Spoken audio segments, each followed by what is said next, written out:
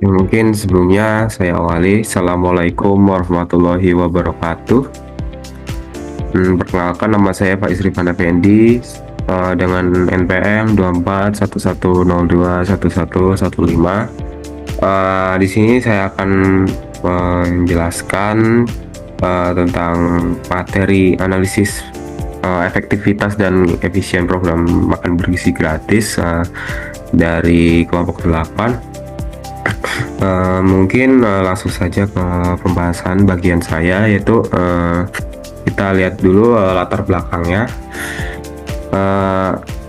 Masalah gizi anak di Indonesia ini masih menjadi perhatian utama. Berdasarkan survei kesehatan Indonesia tahun 2023, angka stunting masih 21,5%. Ini merupakan dari angka tersebut ini masih begitu besar ya untuk angka stunting di Indonesia saat ini. Kemudian masalah gizi tidak hanya berdampak pada fisik, tetapi juga kemampuan belajar dan produktivitas masa depan.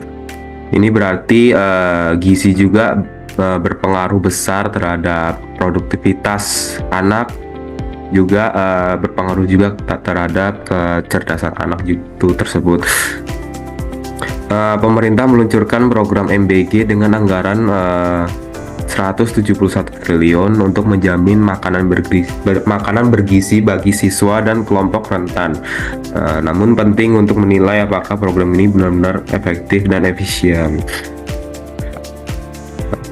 Untuk rumusan masalahnya, pertanyaan yang pertama itu seberapa efektif program MBG dijalankan di Indonesia.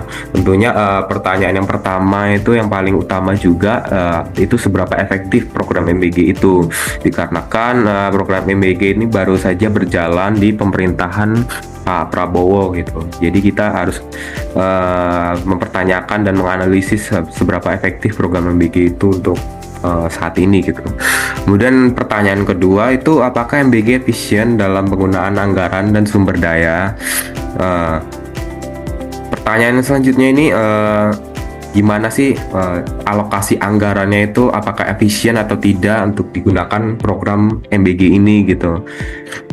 Apakah anggaran APBN itu memprioritaskan MBG atau tidak. Yaitu kita bukan memprioritaskan sih sebenarnya.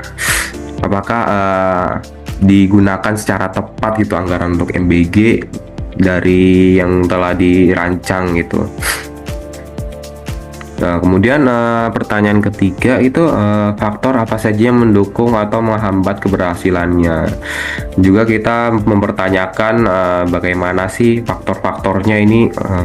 Apakah program ini bisa berjalan lancar gitu dengan beberapa hal yang mendukung atau bisa menghambat keberhasilannya. Ini ditentukan juga dari salah satunya SDM untuk menjalankan program MBG ini dan disebar di seluruh sekolah yang ada di Indonesia. Tentunya kan perlu SDM yang banyak gitu. Kemudian yang selanjutnya itu bagaimana dampaknya terhadap kesejahteraan dan kualitas gizi masyarakat. Nah, untuk kualitas gizi sendiri menjadi pertanyaan karena tidak semua makanan itu dapat dikonsumsi semua gitu. Ada yang hanya makanan bisa membuat kenyang saja, tidak ada gizinya gitu.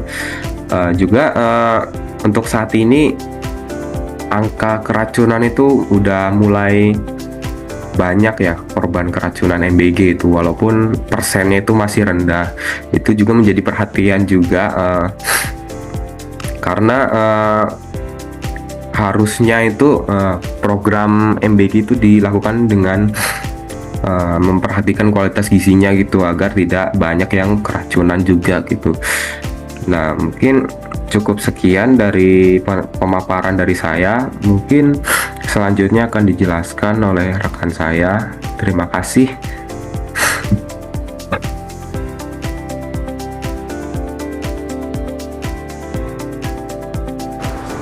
Perkenalkan, nama saya Marini Wardana dengan NPM 2411021035. Nah, saya akan melanjutkan penjelasan dari teman saya. Di sini saya akan menjelaskan tentang analisis efektivitas program MBG. Untuk melihat apakah program MBG ini efektif, kita itu bisa lihat dari dampak dari terhadap siswa dan pendidikan sama dampak sosial dan ekonominya. Kita akan membahas tentang dampak terhadap siswa dan pendidikannya dahulu. Dari sisi efektivitas, program MBG menunjukkan dampaknya cukup kuat terutama bagi siswa dan proses pembelajaran.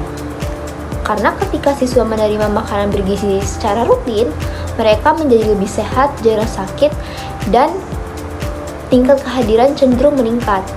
Kondisi kesehatan yang baik ini sangat berpengaruh terhadap kemampuan mereka dalam fokus serta menyerap materi pembelajaran dalam kelas.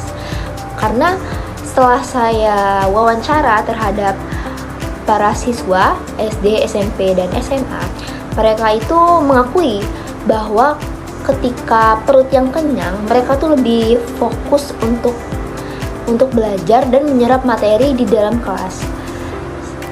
Kemudian, penyediaan makanan gratis ini membantu mengurangi beban ekonomi keluarga. Siswa dapat menghemat saku, dan hal ini turut menciptakan lingkungan belajar yang lebih kondusif dan produktif. Secara keseluruhan, dari sisi pendidikan, program ini efektif meningkatkan kualitas pembelajaran dan kesejahteraan siswa. Untuk menilai apakah efektivitas program MBG ini, kita juga dapat melihat dari dampak sosial dan ekonominya. Karena program ini mendorong peningkatan permintaan terhadap bahan pangan lokal. Karena seperti ini contohnya, ketika sekolah membeli dari petani, UMKM, atau penyedia catering setempat, maka ekonomi lokal itu juga ikut bergerak. Rantai pasok bahan makanan menjadi lebih aktif dan merata. Bahkan beberapa daerah mengalami peningkatan pendapatan masyarakat karena keterlibatan mereka dalam penyediaan bahan makanan. Nah, selain itu, program ini juga meningkatkan kesadaran gizi di keluarga. Jadi, efeknya itu tidak hanya pada siswa, tetapi juga pada masyarakat luas. Secara keseluruhannya, MBG ini tergolong cukup efektif karena program ini memiliki sejumlah kekuatan, seperti skala pelaksanaan yang besar dan mampu menjangkau banyak siswa. Program ini juga konsisten mendukung pembangunan sumber daya manusia yang sehat menuju Indonesia Emas 2045. Namun, efektivitasnya masih memiliki beberapa kelemahan, seperti pelaksanaan program tidak merata di semua daerah. Ada wilayah yang sudah baik, tapi juga ada yang masih terkendala, seperti di logistiknya, pengawasan, maupun fasilitas. Selain itu, adaptasi menu terhadap budaya makan lokal juga masih kurang diperhatikan. Dan yang terakhir, dampak jangka panjang terhadap kualitas gizi nasional itu belum sepenuhnya terukur. Jadi dapat kita simpulkan bahwa program MBG ini cukup efektif, tetapi memerlukan peningkatan kualitas implementasi agar manfaatnya benar-benar merata. Selanjutnya kita akan membahas analisis efisiensi pada program MBG. Efisiensi membahas apakah anggaran dan sumber daya yang digunakan benar-benar menghasilkan manfaat yang maksimal. Karena seperti yang kita tahu, pemerintah telah mengalokasikan anggaran sangat besar, yaitu sekitar 171 triliun rupiah. Anggaran ini digunakan untuk membeli bahan makanan, mendistribusikannya, dan membayar tenaga pelaksana. Di beberapa daerah, pelaksanaannya memang cukup efisien. Sekolah mampu memanfaatkan bahan pangan lokal sehingga biayanya dapat ditekan dan distribusinya lebih singkat. Sistem pengantaran makanan juga lebih teratur sehingga kualitas makanan dapat terjaga. Ini adalah contoh penggunaan anggaran yang efisien. Namun, saat kita masuk ke wilayah-wilayah terpencil, tingkat efisiensinya mulai menurun karena banyak daerah menghadapi kendala logistik seperti akses jalan yang sulit, keterlambatan bahan makanan, hingga meningkatnya biaya transportasi. Akibatnya, Anggaran yang seharusnya bisa digunakan untuk kualitas makanan malah habis untuk biaya distribusinya saja. Kemudian banyak sekolah yang belum memiliki fasilitas dapur, alat masak atau atau alat penyimpanan makanan yang memadai. Hal ini juga membuat proses penyajiannya kurang optimal dan berpotensi menyebabkan pemborosan.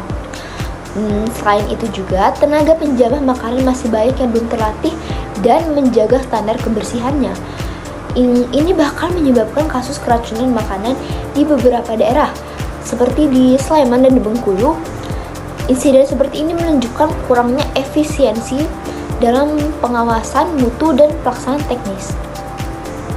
Jadi secara keseluruhan, efisiensi program MBG ini cukup baik dalam perencanaan di tingkat pusat, tetapi belum sepenuhnya efisien dalam pelaksanaan di daerah karena adanya kendala logistik, keterbatasan fasilitas, dan kurangnya SDM terlatih.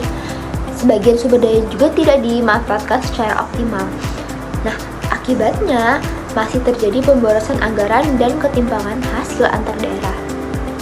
Artinya diperlukan pengawasan yang lebih kuat, peningkatan kapasitas pelaksana, serta pemanfaatan teknologi untuk memantau agar efisiensi program dapat meningkat. Jadi dari hasil analisis efektivitas dan analisis efisiensi dapat kita simpulkan bahwa program makan bergizi gratis ini memiliki dampak positif yang cukup besar, baik bagi siswa, sekolah maupun masyarakat. Namun tidak lupa juga efektivitas dan efisiensi ini masih belum merata, terutama di daerah dengan keterbatasan logistik dan fasilitas. Dengan perbaikan dalam distribusi, pelatihan SDM, dan peningkatan infrastruktur, program MBG dapat menjadi kebijakan strategis jangka panjang dalam meningkatkan kualitas gizi dan pembangunan manusia di Indonesia. Sekian penjelasan saya mengenai analisis efektivitas dan efisiensi program MBG. Terima kasih, selanjutnya akan dilanjutkan oleh teman saya. Saya Melia Rama Fauzani dengan NPM 2411021118. Jadi di sini saya akan melanjutkan presentasi dari teman saya mengenai program makan bergizi gratis atau MBG. Nah, jadi di sini saya akan menjelaskan faktor-faktor keberhasilan program makan bergizi gratis. Seperti yang kita tahu, program ini tuh sangat penting untuk meningkatkan kualitas gizi anak sekolah, yang pada akhirnya akan mendukung tumbuh kembang mereka serta kemampuan belajar yang lebih optimal. Nah, sebenarnya program makan bergizi gratis ini tidak hanya diberikan untuk anak sekolah atau siswa saja, tapi juga diberikan kepada ibu hamil dan juga ibu yang menyusui. Namun di sini saya akan menjelaskan lebih ke anak sekolah atau siswa. Nah, untuk mencapai hasil yang maksimal, di sini ada beberapa faktor utama yang harus diperhatikan dan didukung secara menyeluruh oleh berbagai pihak. Di sini ada 5 faktor kunci yang mendukung keberhasilan program MBG. Yang pertama, dukungan pemerintah dan anggaran besar. Jadi keberhasilan program MBG itu sangat tergantung pada seberapa besar komitmen dan dukungan yang diberikan oleh pemerintah, baik di tingkat pusat maupun daerah. Jadi pemerintah tuh harus menyediakan anggaran yang cukup besar untuk menjamin ketersediaan bahan makanan bergizi secara berkelanjutan, serta biaya operasional lainnya seperti distribusi dan pengawasan program. Jadi tanpa anggaran yang memadai, pelaksanaan program ini tuh akan sangat sulit untuk berjalan lancar. Selain itu, dukungan kebijakan yang jelas dan pengawasan yang ketat dari pemerintah itu bisa menjadi fondasi agar program ini tuh gak hanya berjalan sesaat, tapi juga bisa berlanjut dalam jangka panjang, sehingga benar-benar bisa memberikan dampak yang signifikan pada perbaikan gizi untuk anak-anak. Nah, kemudian yang faktor kedua itu keterlibatan sekolah dan tenaga pendidikan. Jadi, sekolah sebagai tempat pelaksanaan program MBG itu juga memiliki peran strategis. Guru, kepala sekolah, dan staf lainnya itu harus aktif dalam mengelola program ini agar berjalan dengan lancar. Dan Mereka itu perlu memastikan distribusi makanan itu tepat waktu dan juga higienis. Sekaligus peran mereka itu mengawasi agar siswa mengkonsumsi makanan dengan benar. Selain itu, tenaga pendidikan juga berperan dalam memberikan edukasi tentang pentingnya pola makan sehat dan gizi seimbang kepada siswa. Jadi keterlibatan mereka tuh sangat penting agar program ini tuh tidak hanya sekedar memberikan makan, tetapi juga membangun kesadaran akan gaya hidup sehat sejak dini, seperti itu. Dan poin yang ketiga itu pemanfaatan bahan pangan lokal. Nah, faktor yang ketiga ini itu membawa banyak keuntungan. Yang pertama, hal ini tuh membantu menekan biaya karena bahan tidak perlu diimpor atau diangkut dari jauh. Nah, yang kedua, kerjasama dengan petani lokal, usaha mikro kecil dan menengah UMKM, serta penyedia makanan lokal itu mendukung perekonomian masyarakat sekitar. Ini juga bisa memastikan bahan yang digunakan tuh lebih segar dan berkualitas, sehingga nutrisi dalam makanan itu lebih terjaga. Nah, pendekatan ini sekaligus menguatkan ketahanan pangan daerah dan menciptakan ekosistem yang berkelanjutan dalam penyediaan makanan bergizi. Nah, kemudian faktor yang keempat itu menu makanan bergizi dan terstandar. Jadi, menu yang disusun tuh harus berdasarkan pedoman gizi seimbang yang direkomendasikan oleh ahli. Jadi nggak boleh asal-asalan. Karena menu ini tuh perlu memenuhi kebutuhan kalori dan nutrisi harian anak sekolah yang sesuai usia dan aktivitas mereka. Nah, penting juga agar menu tersebut tuh bervariasi agar siswanya tidak bosan dan tetap antusias dalam mengonsumsi makanan. Jadi makanan yang bergizi itu tidak hanya menjaga kesehatan anak, tapi juga meningkatkan daya konsentrasi dan energi mereka saat belajar. Jadi dengan standarisasi menu, setiap anak di seluruh wilayah juga akan menerima kualitas makanan yang sama, sehingga program ini tuh bisa memberikan manfaat yang merata. Kemudian faktor yang terakhir itu ada partisipasi masyarakat dan orang tua. Nah, peran serta masyarakat dan orang tua itu sangat menentukan keberlanjutan dan kesuksesan dari program MBG ini. Karena kesadaran akan pentingnya gizi itu harus dibangun tidak hanya di sekolah, tetapi juga di rumah. Jadi orang tua yang mendukung program ini tuh diharapkan bisa membantu untuk memperkuat pola makan sehat anak-anak di lingkungan rumah, sehingga asupan gizi mereka tuh tetap jadi konsisten. Selain itu, masyarakat sekitar juga dapat berperan dalam mengawasi pelaksanaan program agar berjalan dengan baik. Jadi keterlibatan semua pihak ini bisa membuat program menjadi lebih terpadu dan juga efektif, serta meningkatkan rasa memiliki terhadap program sehingga keberlangsungan bisa terjaga. Jadi kesimpulannya, program MBG itu memerlukan kolaborasi dan dukungan dari berbagai pihak, mulai dari pemerintah, sekolah, petani lokal, hingga masyarakat luas. Semua faktor ini tuh saling melengkapi untuk memastikan program bisa berjalan dengan lancar, optimal, dan dapat memberikan dampak positif yang besar bagi kesehatan dan pendidikan anak-anak. Baik, di sini yang saya tampilkan ketika ini Dewan NPM 137 akan melanjutkan pemaparan presentasi dengan materi tantangan di lapangan dari program MBG. Tantangan yang pertama yang kita hadapi adalah kendala distribusi dan logistik. Dari perspektif ekonomi publik, hambatan distribusi di daerah terpencil berpotensi meningkatkan biaya operasional secara signifikan, baik dari sisi pengadaan bahan pangan maupun biaya transportasi. Infrastruktur yang terbatas menyebabkan biaya marginal pengiriman meningkat, sehingga efisiensi program menjadi sulit dicapai. Ketidaktepatan pasokan juga dapat menyebabkan kerugian material akibat makanan tidak dapat diolah tepat waktu. Tantangan kedua itu adalah keterbatasan sarana penyimpanan dan fasilitas dapur di sekolah turut menjadi faktor yang mempengaruhi efektivitas alokasi anggaran. Tanpa fasilitas yang memadai, resiko kehilangan komoditas pangan karena kerusakan atau penurunan kualitas menjadi lebih tinggi.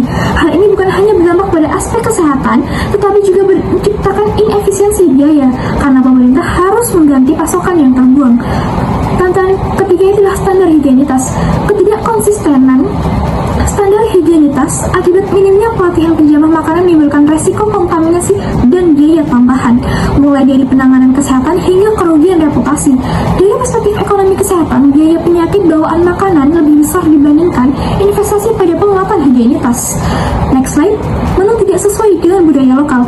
ketidaksesuaian menu dengan preferensi lokal menyebabkan konsumsi tidak optimal, menimbulkan pemborosan bahan pangan serta mengurangi efektivitas anggaran. Hal ini juga menurunkan manfaat ekonomi program karena peningkatan gizi tidak tercapai secara maksimal. Tantangan terakhir adalah keterbatasan SDM pelaksana. Kurangnya pelatihan tenaga penjamah makanan menurunkan produktivitas dan kualitas pengolahan, meningkatkan resiko kontaminasi serta menambah biaya ekonomi. Padahal investasi pelatihan lebih murah dibandingkan biaya akibat kegagalan. Dari berbagai tontonan ini menunjukkan bahwa keberhasilan program MBG sangat dipengaruhi oleh faktor sosial budaya dan kualitas SDM yang berdampak langsung pada efisiensi anggaran dan ketahanan fiskal. Oleh karena itu, analisis ini penting sebagai dasar penyusunan kebijakan yang lebih adaptif dan ekonomis. Baik, sekian dari saya kembalikan kepada teman saya. Perkenalkan, nama saya Titan Novitriani dengan NPM 2411021089. Di sini saya akan melanjutkan presentasi dari teman saya mengenai program makanan bergizi gratis atau MBG. Nah, pada slide ini saya akan menjelaskan analisis efektivitas keseluruhan program makanan bergizi gratis. Di sini terdapat dua sisi, yaitu kekuatan dan kelemahan. Nah, dari sisi kekuatan ini, program MBG memiliki skala nasional yang sangat besar sehingga memberikan dampak yang luas di berbagai daerah. Nah, program ini juga terbukti meningkatkan motivasi serta kehadiran siswa. Karena siswa yang mendapatkan asupan gizi yang baik cenderung lebih semangat dalam mengikuti pembelajaran. Selain itu, program ini juga sejalan dengan upaya pemerintah dalam membentuk SDM yang sehat dan berkualitas menuju Indonesia Emas tahun 2045. Nah, kemudian dari sisi kelemahan. Nah, sisi kelemahan ini masih terdapat beberapa tantangan, seperti pengawasan di lapangan masih belum merata sehingga kualitas pelaksanaannya berbeda-beda antar daerah. Nah, efek jangka panjangnya ini belum bisa diukur sepenuhnya, misalnya dampak terhadap prestasi akademik atau kesehatan jangka panjang. Selain itu, menu yang disediakan belum sepenuhnya menyesuaikan budaya serta preferensi makanan lokal di setiap daerah. Di bagian kesimpulan, kita bisa lihat bahwa program makanan bergizi gratis ini memberikan dampak positif yang cukup signifikan. Program ini juga berhasil meningkatkan kesehatan, konsentrasi, dan kehadiran siswa. Selain itu, program ini juga mendorong kesejahteraan masyarakat melalui penggunaan bahan pangan lokal. Tetapi dari segi pelaksanaan masih ada kendala seperti distribusi yang belum merata, fasilitas pendukung yang terbatas, dan standar higienitas yang belum seragam. Nah, dari aspek efisiensi, perencanaannya sudah cukup baik, tapi pengelolaan di lapangan perlu ditingkatkan agar anggaran benar-benar optimal dan tidak terjadi pemborosan. Nah, contohnya itu misalnya dengan memperkuat pengawasan, digitalisasi mentoring, peningkatan SDM pelaksanaan, dan adaptasi menu sesuai budaya lokal. Nah, program MBG berpotensi menjadi kebijakan strategis jangka panjang yang mampu meningkatkan kualitas gizi dan pembangunan sumber daya manusia Indonesia.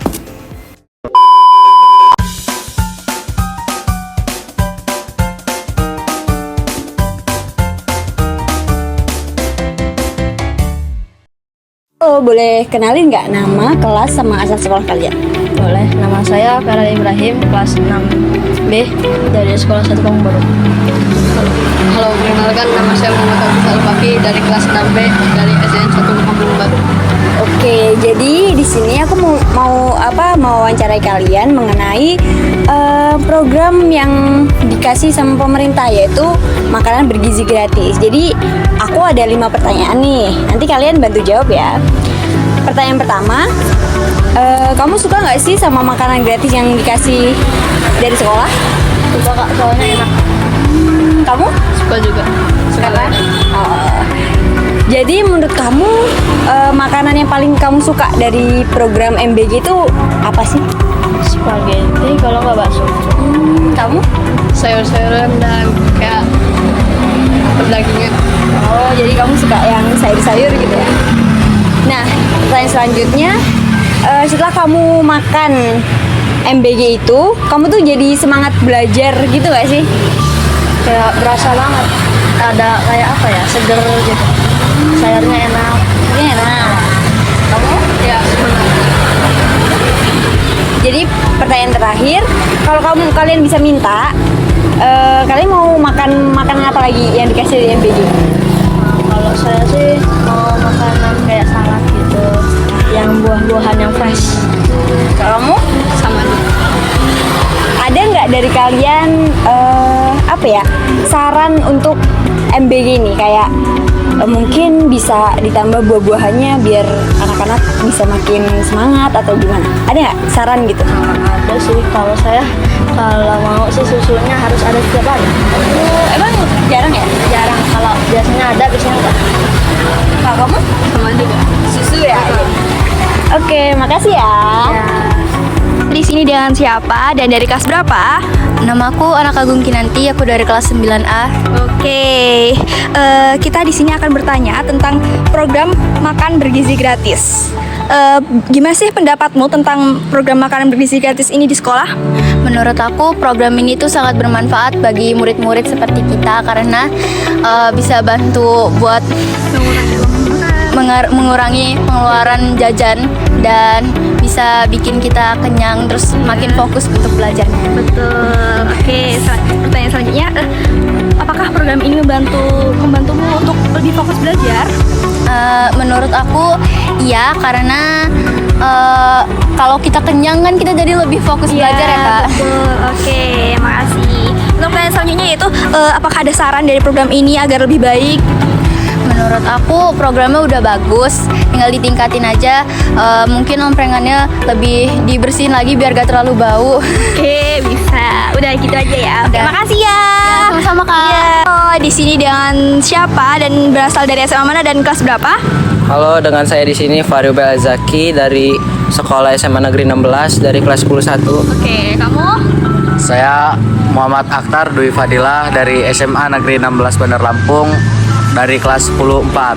Oke, di sini kami akan bertanya tentang program makan gratis. Menurut pendapat kalian sendiri tuh, apakah program ini bermanfaat untuk di sekolah? Menurut saya sangat bermanfaat karena dengan program ini kita bisa jadi tidak terlalu banyak jajan, bisa menabung dan lain-lain. Nah, kalau menurut saya kurang lebih kayak gitu. Tapi kalau saya ada tambahan juga sih biar bisa lebih giat lagi belajarnya, lebih semangat lagi untuk belajarnya. Oke, dengan diadakannya program ini, apakah program ini membantu untuk kalian lebih fokus belajar? Bisa membantu agar fokus belajar karena biasanya setelah makan itu kita menjadi lebih fresh karena sudah makan, jadi lebih fokus. Ya, lebih ternutrisi ya. Iya. Oke. Nah, kalau menurut saya itu tergantung sih, karena kan banyak siswa yang yang kadang nggak suka makanannya, banyak yang suka juga. Ya kadang kalau makanannya enak juga, kadang sering diambilin juga sama siswa lain kan. Oke, bisa. Dari terjalannya program ini, apakah ada saran agar program ini lebih baik lagi? Menurut saya makanannya bisa dibikin enak lagi. Oke, lebih variasi juga mungkin ya. Iya. Oke. Nah, kalau menurut saya penyucian omprengnya itu harus lebih bersih lagi, karena kan masih banyak bekas kerak-kerak minyaknya itu kan, takut nggak bersih. Benar-benar. Oke, makasih ya guys. Bye bye.